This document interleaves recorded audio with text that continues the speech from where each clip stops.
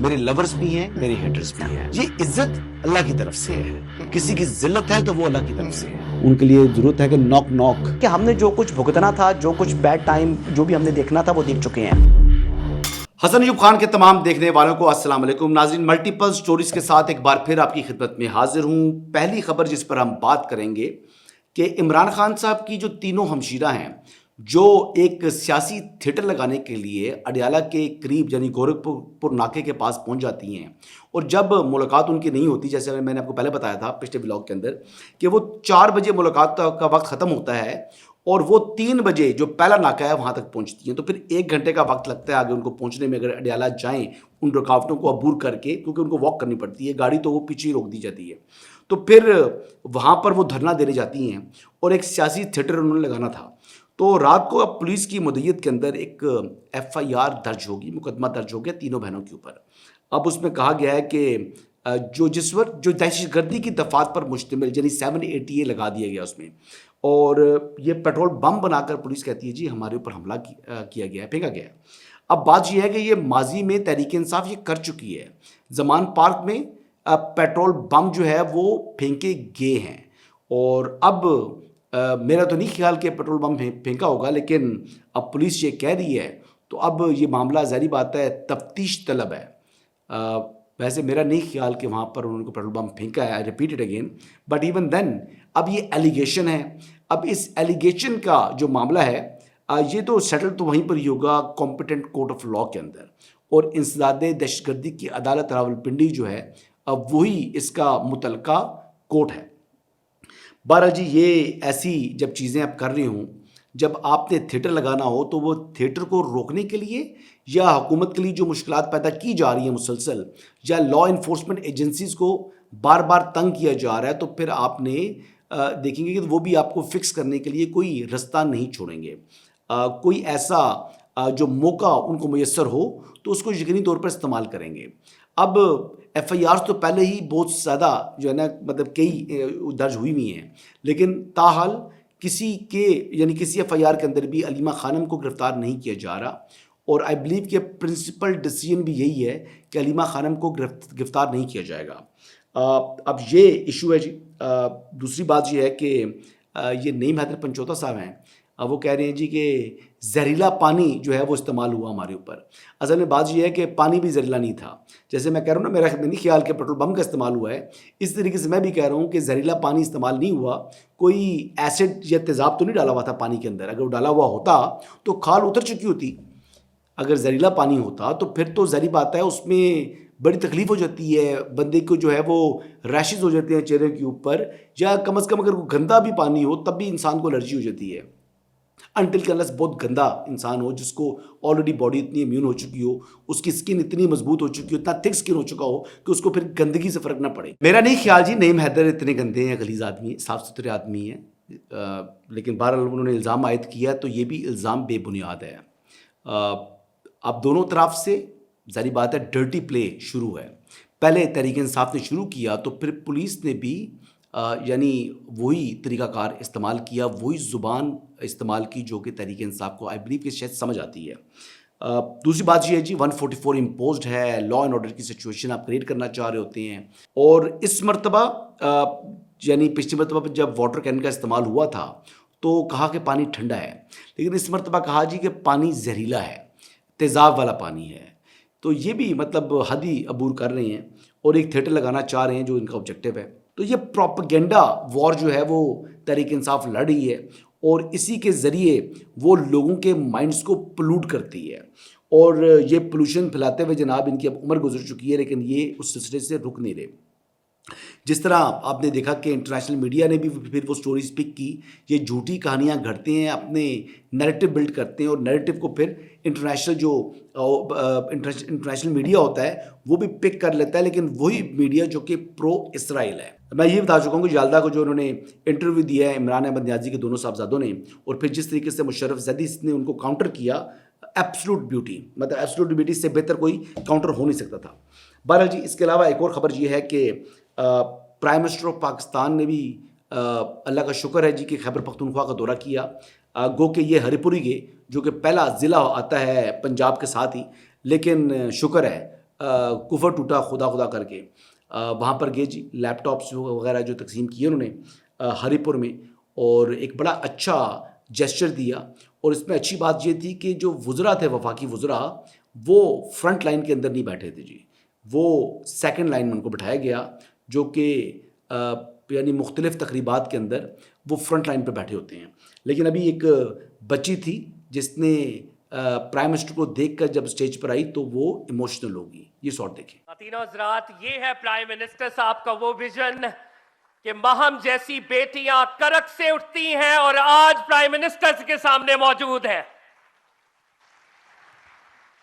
السلام علیکم سر. I can't. آپ کو پرائم منسٹر ایکنالج کرتے ہیں. بیٹا پلیز آپ جائیں. She has been overcome by emotions. وہ بہت زیادہ ایموشنل ہے اور وزیر اعظم in the literal sense والد کی طرح ان بچوں سے پیار کرتے ہیں. اچھا جی، اس میں یہ دیکھیں جی کہ آپ پرائم منسٹر جو ہے وہ اٹھے ہیں، جا کر بچی کو جو ہے وہ شفقت سے اس کے سر پر ہاتھ پھیرا ہے. تو یہی مطلب جسچرز ہوتے ہیں، یہ دینے چاہیے.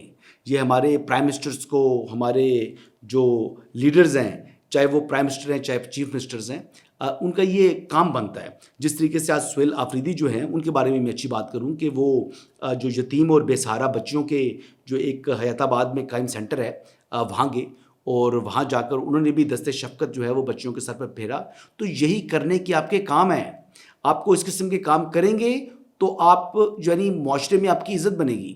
یہ اس قسم کے کام آپ کریں گے تو معاشرے کے اندر ایک اچھی روایت پیدا ہوگی، نہ کہ آپ عشق عمران کا منجن بیچتے رہیں اور جناب جلاؤ گھراؤ، مار دھاڑ، مزاحمت، لڑائی، مار کٹائی. یہ چیزیں اچھی نہیں ہیں، یہ ویژولز اچھے نہیں ہیں. ہم اپنے نوجوانوں کو کیا تعلیم دے رہے ہیں، ہم کیا سبق دے رہے ہیں؟ معاشرے میں ویسے بھی ٹالرنس ختم ہو چکی ہے.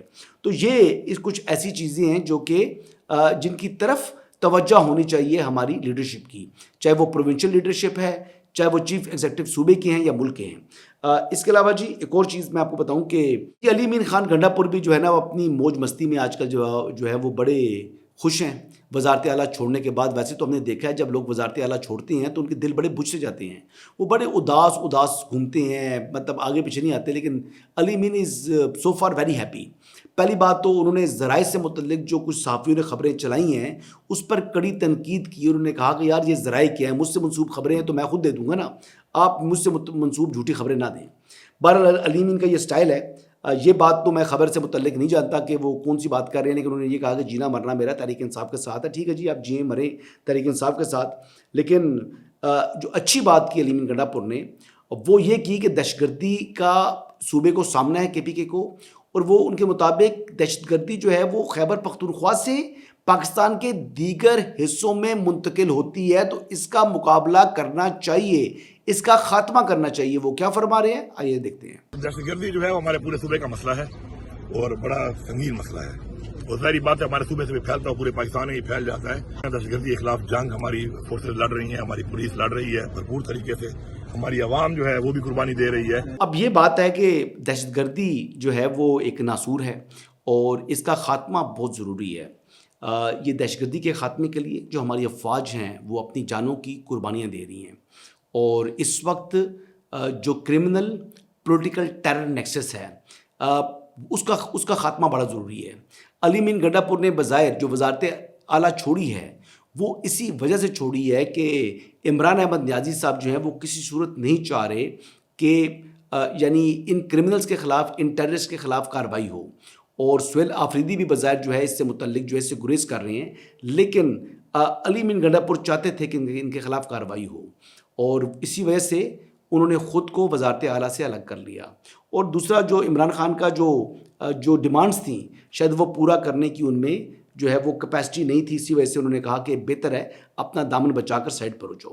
ایک اور خبر یہ ہے جی کہ یہ انصار عباسی صاحب کی خبر ہے. وہ کہہ رہے ہیں جی فواد چودھری صاحب، عمران اسماعیل صاحب، محمود مولوی صاحب اور دیگر لوگ جو ہیں یہ ایک بار پھر اسٹیبلشمنٹ حکومت اور تحریک انصاف کے درمیان جو ہے تلخیاں دور کرنے کے لیے کوششیں کر رہے ہیں.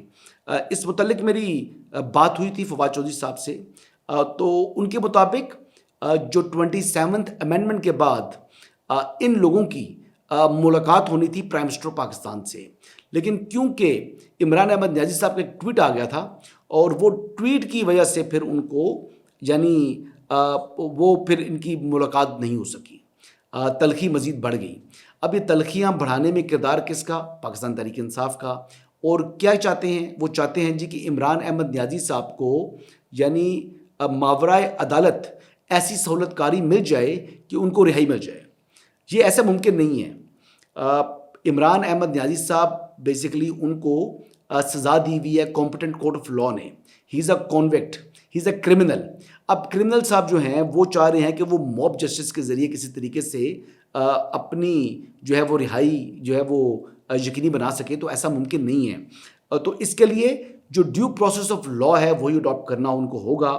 اب مجھے سمجھ نہیں آ رہی کہ جو یہ لوگ بھی پرائم منسٹر سے ملنا چاہ رہے تھے یا اسٹیبلشمنٹ کے ساتھ بھی رابطے میں ہیں، تو یہ کس طریقے سے یہ کہتے ہیں کہ جو فواد چودھری صاحب وہ فرما رہے ہیں جی وہ چاہتے ہیں کہ پہلے جو کوٹ لکھپت جیل کے اندر لوگ قید ہیں، جس میں بیگم یاسمین راشد، جس میں اعجاز چودھری صاحب، محمود الرشید صاحب، عمر چیمہ صاحب، ان کی رہائی جو ہے وہ ممکن ہو سکے۔ اگر یہ لوگ رہا ہو جائیں گے تو پھر وہ کہہ رہے ہیں جی کہ میں عمران خان صاحب سے بات کر سکتا ہوں، اور پھر اس طریقے سے جو اس وقت معاشرے کے اندر یا سیاست کے اندر تلخی ہے یہ ختم کی جا سکتی ہے۔